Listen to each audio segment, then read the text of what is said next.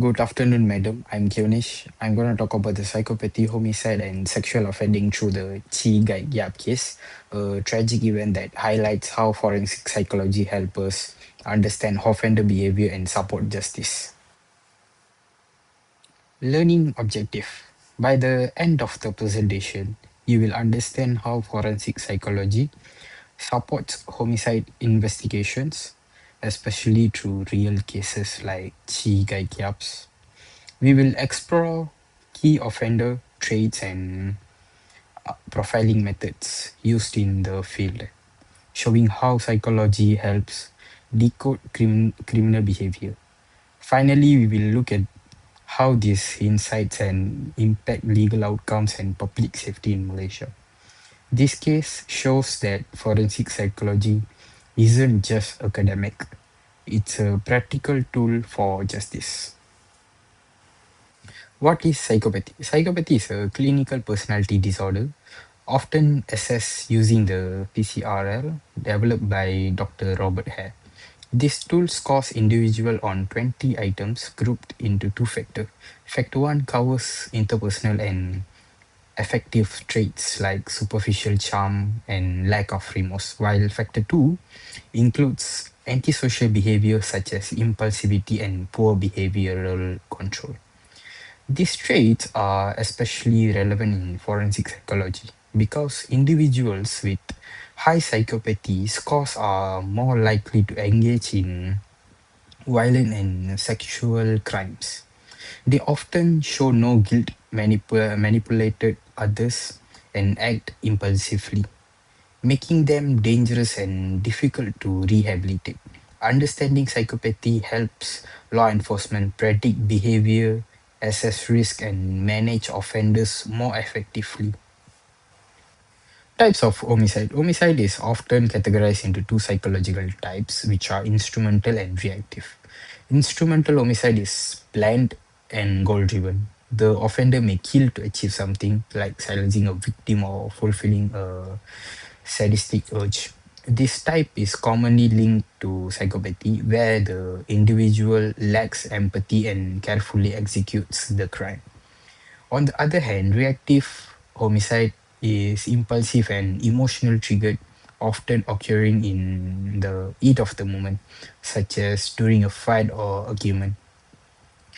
Understanding these categories help forensic psychologists and law enforcement determine the offender's motive, mental state, and the level of risk. In the case of Chee Gaik case, the calculated nature of the crime, including sexual violence and the suspect fleeing the country, strongly suggests instrumental homicide driven by psychopathic traits.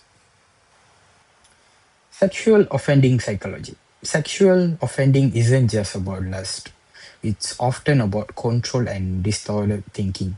Offenders justify action by denying harm or claiming the victim she wanted it. Many crimes show power, dominance, or sadism. In the Chee Gaik Yap case, the brutality and sexual nature point to dominance, sadism, and distorted thinking. This connects to borderer personality traits known as the dark trait.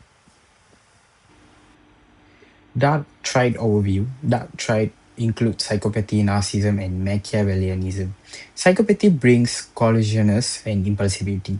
Narcissism adds entitlement and ego. Machiavellianism reflects manipulation and deceit. Together, these traits explain how offenders think, plan, and interact. Let's apply this framework back to the Chi Gai Gap case. The Chi Gai Gap case is one of the Malaysia's most disturbing sexual homicide. She was a 25 years old, graduated, found raped, sodomized, and murdered near a sport complex in Kedah. The brutality and the suspect decision to kill shows clear planning and psychological disturbance. This reflects instrumental homicide, calculated, goal-driven, and linked into psychopathy. No remorse, manipulation, and strategic evasion. The suspect, later revealed as Anthony Kevin Moraes' nephew, matched forensic profiles of high risk offenders. Forensic psychology played a key role. DNA profiling confirmed identity, offender profiling revealed the motive, and risk assessment guided sentencing. This case shows how psychological connects crime scene evidence to legal outcomes, turning insight into justice. Offender profiling. The suspect showed a clear lack of empathy, committed brutal act without remorse. His impulsivity and risk-taking were evident in the violence and escape. He also used manipulation to avoid accountability.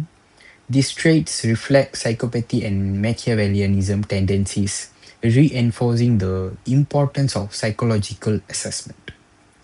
So, the assessment tools are crucial in measuring this level of risk. Risk assessment. Risk assessment is a key part of forensic psychology, especially in cases involving violence or sexual offending. It helps determine how likely an offender is to reoffend and what level of supervision or intervention is needed.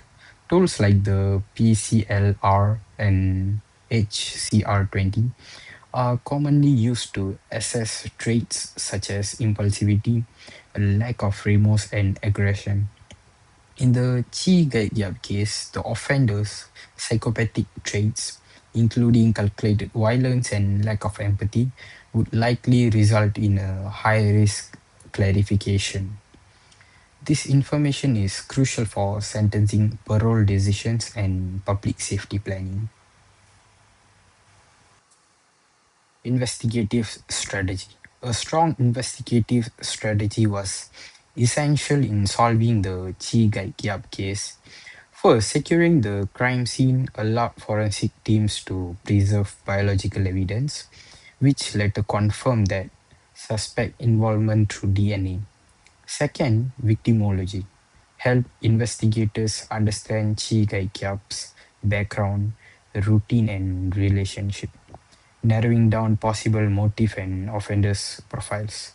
Finally, international coordination with Australian authorities enabled the suspect extradition, showing how cross-border collaboration can support justice in complex cases. Court process and evaluation. The court process in the Chi Gaikiat case involved complex legal and psychological evaluation. After years of delay, the suspect was extradited from Australia, allowing Malaysian authorities to proceed with the trial. During proceeding, forensic and psychological evidence were presented, including DNA results and expert assessments of the offender's mental state. These expert testimonies help the court evaluate intent, planning, and risk, key factors in determining guilt and sentencing under Malaysian law. So let's take a look at the societal impact. The Chee Gaik case raised serious public concern about sexual violence and flaws in forensic procedures. Media coverage pushed for better profiling and strong investigative standards. It also sparked legal reflection on extradition and offender evaluation. This case shows how forensic psychology can support justice and improve public safety. Cases like this remind us that justice isn't just about punishment, it's about protecting society through understandings. So, lastly, conclusion. The Chi Gaik case shows how forensic psychology connects crime scene evidence, offender traits, and legal outcomes. Through profiling, risk assessment, and investigative strategy, psychology help solve a brutal crime and support justice. This case proved that forensic psychology isn't just about understanding offenders, it's about protecting society and shaping legal decisions. So, last but not least, forensic psychology turns insight into impact. helping justice not just punish but prevent. So yeah, that's it for me. Thank you.